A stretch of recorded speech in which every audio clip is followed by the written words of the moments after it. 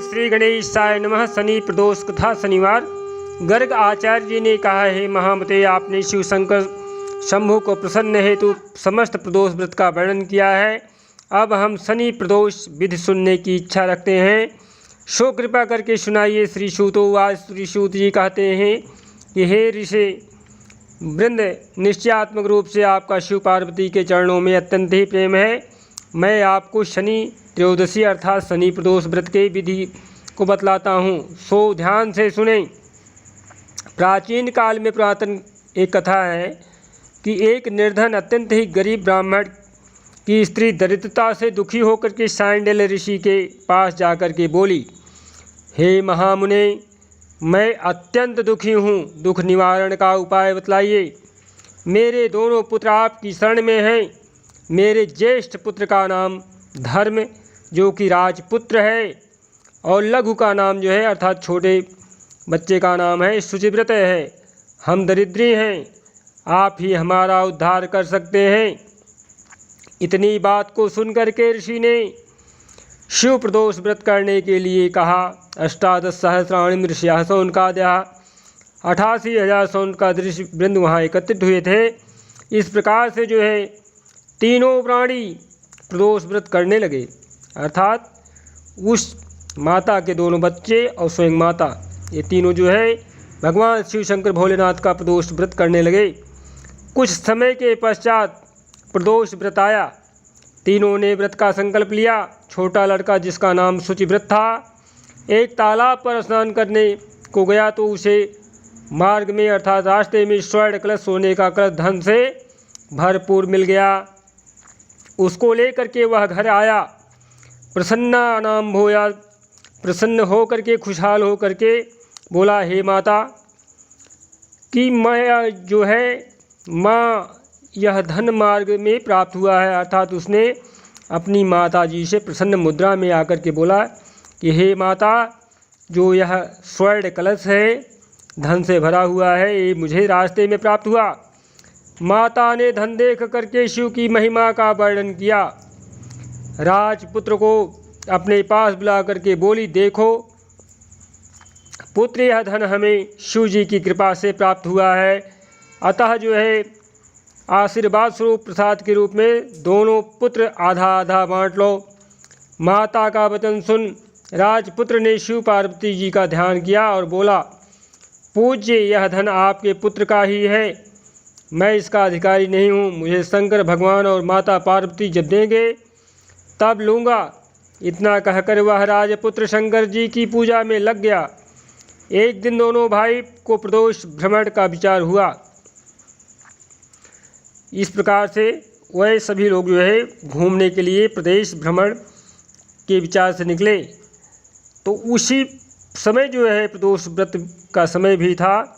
वहाँ अनेक गंधर्व कन्याओं को खेलते हुए क्रीड़ा करते हुए देखा। उन्हें देख जो है शुचिव्रत ने कहा, भैया हम आपसे इससे आगे नहीं जाना चाहते हैं, अर्थात हम मार्ग में अब यहीं रुक जाते हैं। इतना करते हुए देखा तो उन्हें देख जो है शुचिव्रत ने कहा। श्री सूतोवाच। श्री सूत जी कहते हैं कि शुचिव्रत ने कहा, भैया अब हमें जो है इससे आगे नहीं जाना है। इतना कहा शुचिव्रत उसी स्थान पर बैठ गया, परंतु राजपुत्र अकेला ही स्त्रियों के बीच में जा पहुंचा। वहां एक स्त्री अति सुंदर राजकुमार को देख करके मोहित हो गई और राजपुत्र के पास जा करके पहुँच करके कहने लगे कि हे सखियों, इस वन में के समीप ही जो है दूसरा वन है, तुम वहाँ जा कर के देखो, भांति भांति तरह तरह के पुष्प खिले हैं, बड़ा सुहावना समय है, उसकी शोभा देख कर आओ। मैं यहाँ बैठी हूँ, मेरे पैर में बहुत पीड़ा है। ये सुन सब सखी दूसरे वन में चली गई। वह सुंदरी राजकुमार को देख करके मोहित हो गई। इधर राजकुमार भी कामुक दृश्य निहारने लगा। युवती बोली, आप जो है कहाँ रहते हैं, वन में कैसे पधारे हैं, किस प्रयोजन से आए हैं, किस राजा के पुत्र हैं, क्या नाम है? राजकुमार बोला, मैं विदर्भ नरेश का पुत्र हूँ, आप अपना परिचय दें। युवती बोली, मैं विद्रेक नामक गंधर्व की पुत्री हूँ, मेरा नाम अंशुमती है। मैंने आपकी मन स्थिति को जान लिया है कि आप मुझे प्रसन्न करने लगे हैं, अर्थात मेरे ऊपर मोहित हो गए हैं। विधाता ने हमारा तुम्हारा संयोग मिलाया है। युवती ने जो है मोतियों का हार राजकुमार के गले में डाल दिया। राजकुमार हार स्वीकार करते हुए बोला कि हे भद्रे, मैंने आपका प्रेमोपहार स्वीकार कर लिया है, परंतु मैं निर्धन हूँ, गरीब हूँ। राजकुमार के इन वचनों को सुनकर के गंधर्व कन्या बोली कि मैं जैसा कह चुकी हूँ वैसा ही करूँगी, अब आप अपने घर जाएं। इतना कहकर गंधर्व कन्या सखियों से जा मिली। घर जा कर के राजकुमार ने शुचिव्रत को सारा वृत्तांत कह सुनाया। जब तीसरा दिन आया, वह राजपुत्र शुचिव्रत को लेकर के उसी वन में जा पहुंचा। वहीं गंधर्वराज अपनी कन्या को लेकर आ पहुंचा।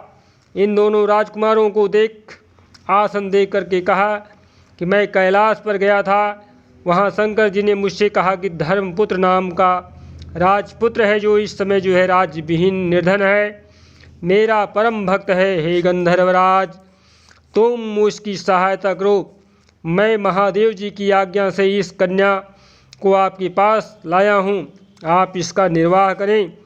मैं आपकी सहायता कर राजगद्दी पर बिठा दूंगा। इस प्रकार राजा की बात सुनकर के गंधर्वराज की कन्याओं का विधि पूर्वक जो है विधिव्रत विवाह कर दिया।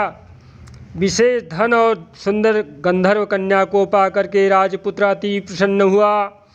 भगवान कृपा से जो है अपने शत्रुओं का दमन कर के राज्य का सुख भोगने लगा। जय शिव शंकर भोले पार्वती माता संदेव महाराज की।